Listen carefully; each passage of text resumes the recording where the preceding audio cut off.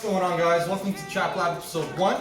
Today's focus is brake lines. I'm going to be showing you how to bend, flare, and secure. We're going to be doing it on my personal 1988 10th anniversary RX-7 TimeAttack build. We only have one brake line left for the right rear, so let's get to work. Hope you guys enjoy.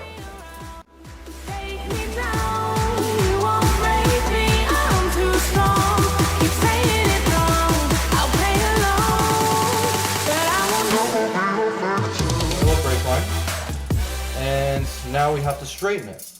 Here's an easy way of doing it. Works for me all the time.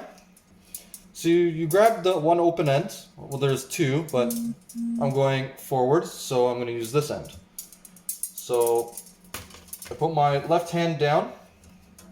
I put my right hand, or if you're left-handed, you use your left hand. Put pressure with your left hand on the very back of where the cut is, or where the brake line finishes. Put your finger towards where you're pushing, and literally just push forward and push down. Just so it's a nice, clean way of doing it. It'll never be perfect, but once you start bending the line to the shape that you need it, you can always kind of straighten it out. Like, it's not perfect, but I'll show you guys with a little bit of tweaking here and there.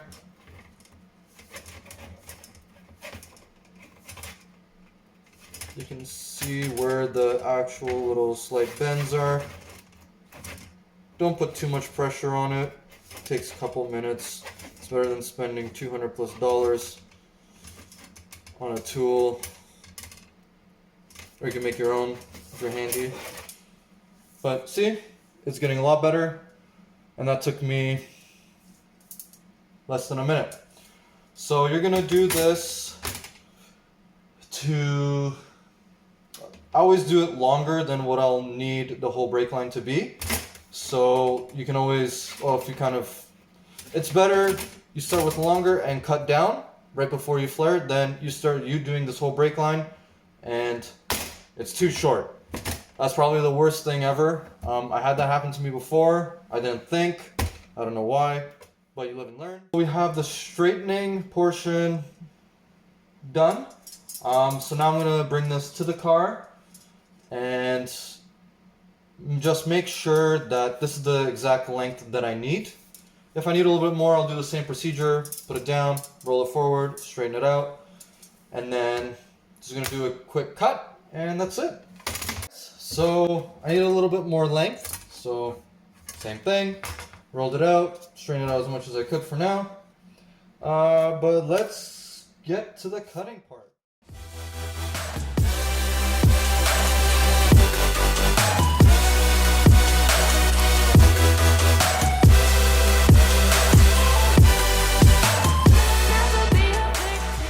So here we got the tube cutter. So what you do is literally just put it through here, put a little bit of pressure on it. I'm gonna move this out of the way. A little bit of pressure, and you go in a circle. You can do it the way you want, like this. Up to you. I just go in a full circle every time. Tighten it a little bit more. Tighten it a little bit more. Tighten it a little bit more. You don't want to crush the line with the blade, so do it in small increments. It goes by quick. You can see here. Here was the thing that I wanted to show you guys. So you see how, I don't know if my camera will focus onto this, but the cut is nice, but it has a little bit of burrs and stuff like that. So just keep this in mind. This side has it as well. Oh no, this side actually doesn't have it anymore because I cleaned it up from before. But yeah, I don't know if you guys can see that, but it's not clean and it's not nice looking. Remember, whatever you see here, you'll see on the flare just bigger because it pretty much stretches it. So the cleaner the face, the better the seal. Now let's get to cleaning and flaring the one side.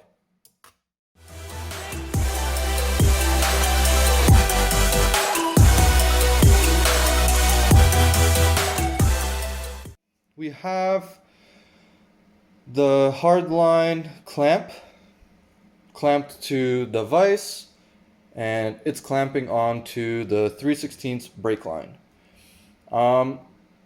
Question is, for example, how much of the brake line do we need for it to stick out to do the flare?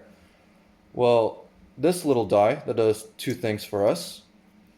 The first thing is, it has two steps. So the first large step, which is down here, will tell us exactly how much of the brake line needs to protrude out of the hold down clamp. That's pretty much perfect. I still have to clean out the brake lines, so let's do that right now and get to the flaring part. Here is the countersunk bit trick that I like using. This is my trick of the trade. So what this does is you're literally just cleaning the inside of the hole, or sort of the outside of that hole in the brake line, because there's definitely going to be burrs and stuff like that. So you just want to clean it out. Don't forget, once you're done, just blow this whole line out with air if you have. Hold it as straight as possible, do a couple turns, and that's it. Let's see how the die fits. Perfect. So we have the brake line secured in the clamp at the right height with the die verifying it. We cleaned out the center with the countersunk bit. Let's grab the die, throw it in the center there. Grab the other tool and wind her down. So there we go. Now let's just start winding her down. And you go till the die is flat on the surface here. So it is going to start getting a little bit more tough, but you got to keep going. I go pretty much till it's stopped. There we go. And now you just wind it back out. Move this guy over, take the die out, and voila, we got one part of the flare done.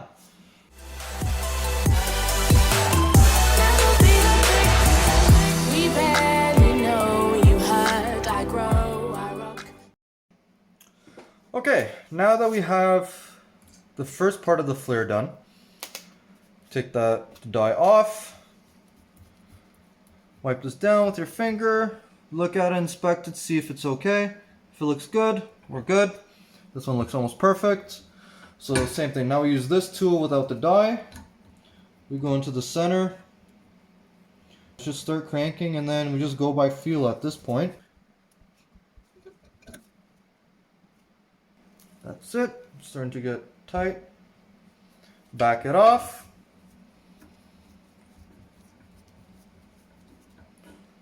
Wipe it down.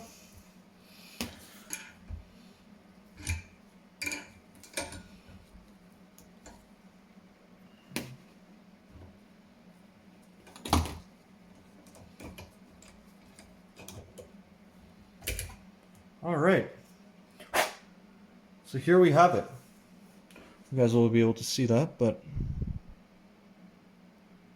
the face of that flare looks really nice, smooth. This other stuff that's on the edges, that's just the coating. But the actual face is actually really smooth. So there we have it. You roll, we steal the show. I lock, you load, we lose control. I won't be held responsible. Run to the hills, leave love behind. Alright, so we have the brake line in the clamp, ready to get flared. I already cleaned it out. One thing is, don't forget the tube nut before you flare it, because then this is all garbage and you're gonna have to redo it all over again. I'll play along, but I will never be a victim. So swing me around, take me down.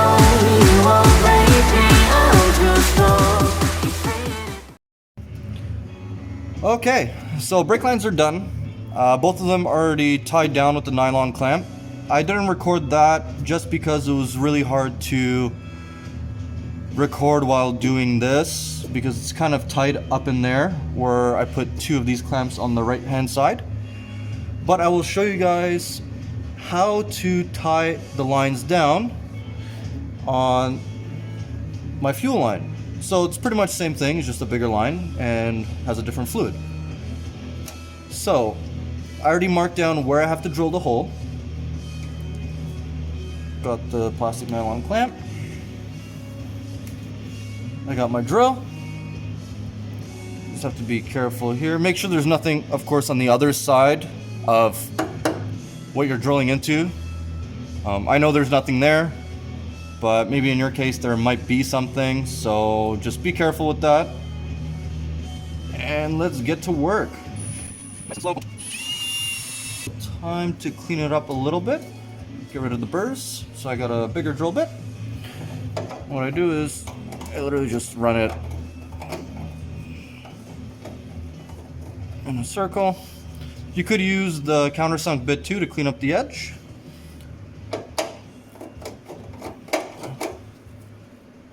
But this is handy because I already have the box open beside me. Okay, now I'm going to go on the other side and do the same thing so there's no burrs sticking upward from the other side. Be right back, guys. So we got the riv nut here. We have the bolt with the washer. So what you do is you thread this bad boy on all the way till it ends, or till it stops, sorry.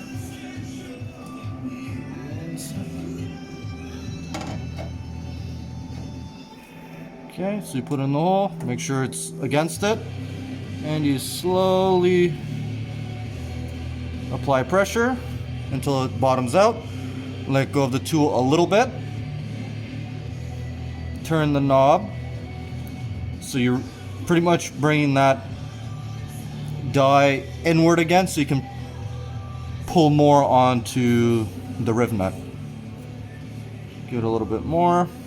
I know it still didn't bottom out because it didn't get really that tight. So this is probably the last time. Yep, that's it. So you just loosen this guy off. And there we go, you have a threaded insert. I took all the bolts out. Gotta secure this bad boy on. So, screw some of these lines down, like so.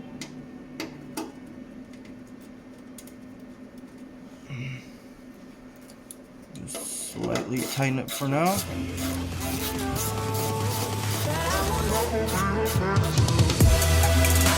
Around, and we're done with clamping any line that's in the back of